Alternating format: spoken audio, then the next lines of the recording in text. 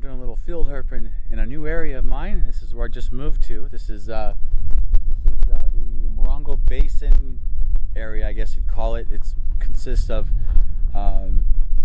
Joshua Tree, Yucca Valley, basically, then you move out towards this direction, way out there. That goes. You start getting to Barstow, the Mojave Desert. This is all that desert area. So I'm excited. I love the desert.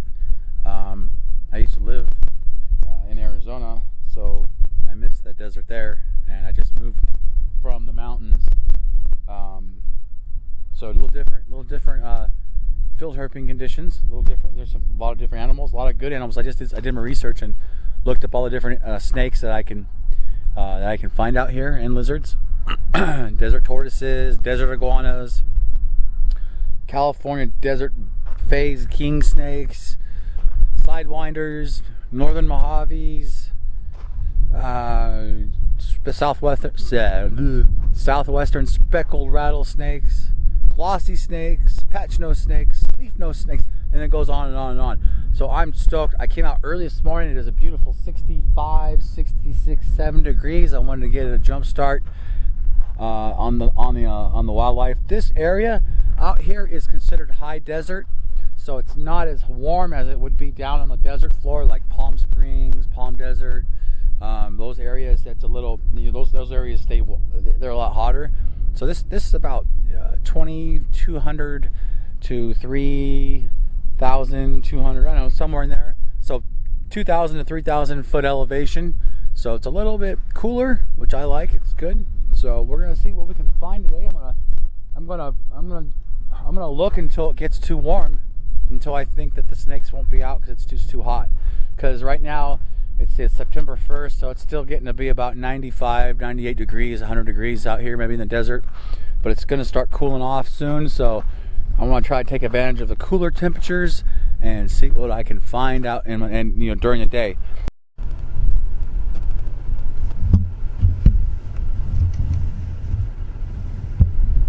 There's a jackrabbit, big old desert rabbit.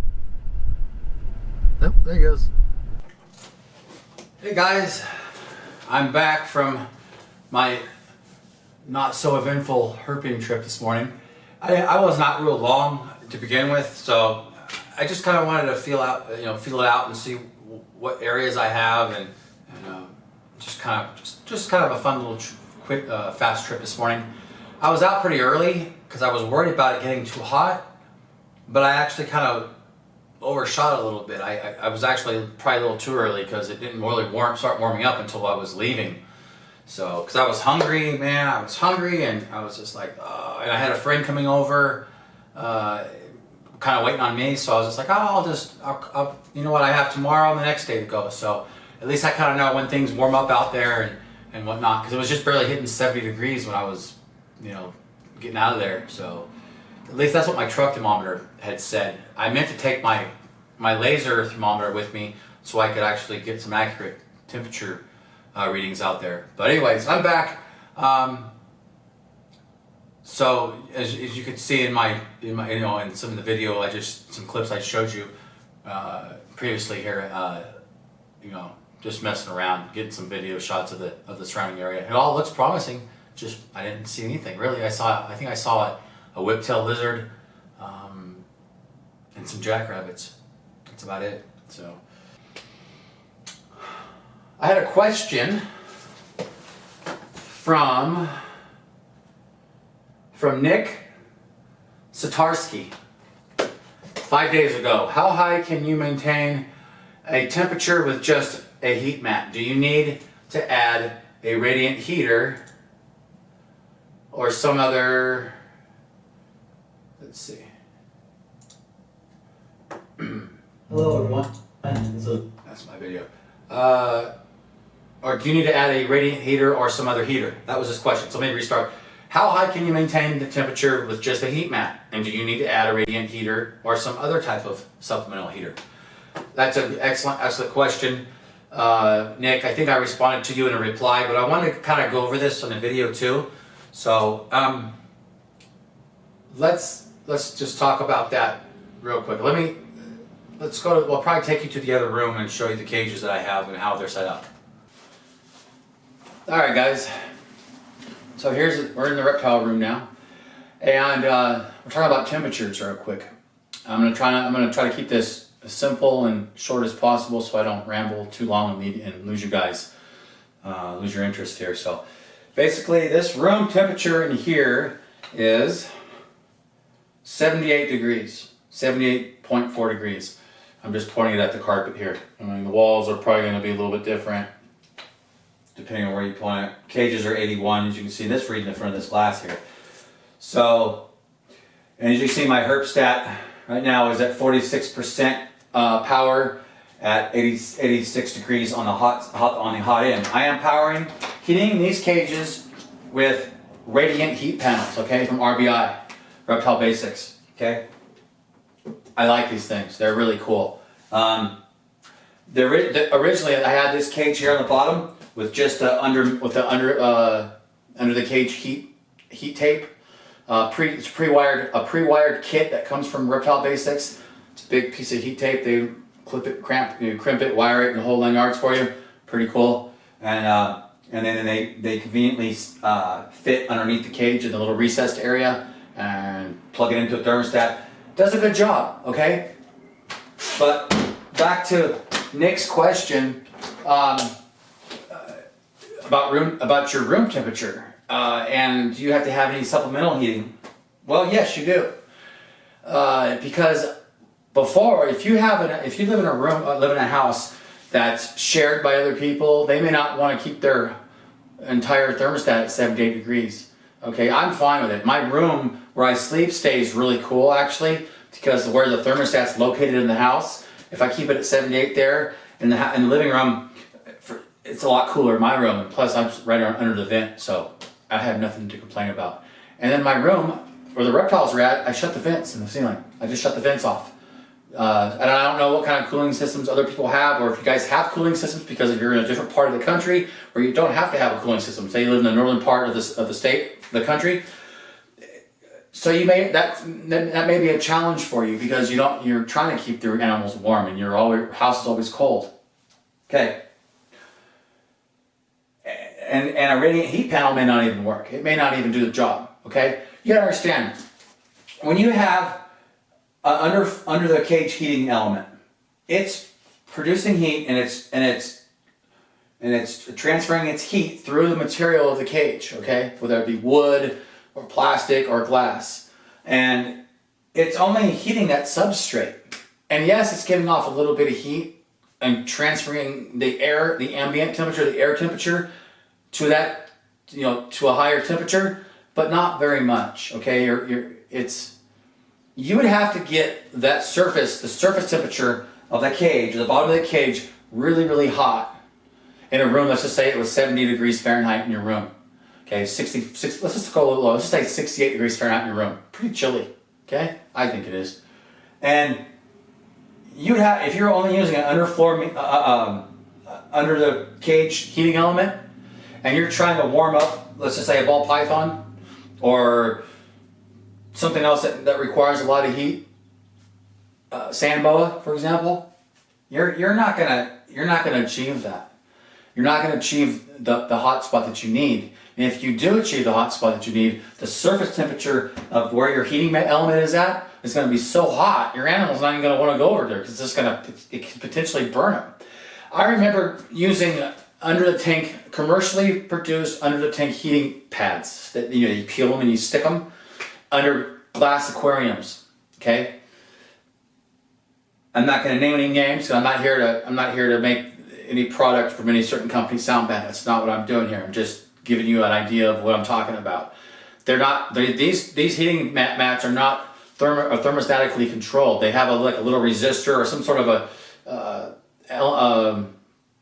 of element inside of them that supposedly keeps them from going over a certain temperature.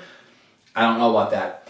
They can fail. That's why the instructions say if you ever stick them on, don't ever peel them back off, because you can damage the elements inside of there and they won't work properly. I burned my hand before in the glass, and it also says must use at least 2 inches of substrate on top. Yeah, because it gets darn hot. That's why. that's heating pads and under the tank heaters are great in this situation right here, right now. I house Brazilian rainbow boas. Okay, their maximum, their overall air temperature or ambient temperature, it should be anywhere from 80 or 78 to 85 degrees. Let's just say safely. Okay, that's about it. That doesn't mean that their hot end of the cool. That doesn't mean that their hot end of the cage can't be 86 degrees. Okay, that's not what I'm saying. It can be 86, 87, but they have to have an area of a gradient area that they can that cools down, so they can be in a cooler end of the cage. So if you have a rack system, like I do, like these CB70s, or even these V35s right here, these Vision V35 shorts, or even these cages right here with under the tank heating element, and your room temperature is like I'm saying 76, 78, 80 degrees. It's really about 77 in here, 78. You can achieve an 82, 84 degree air temperature.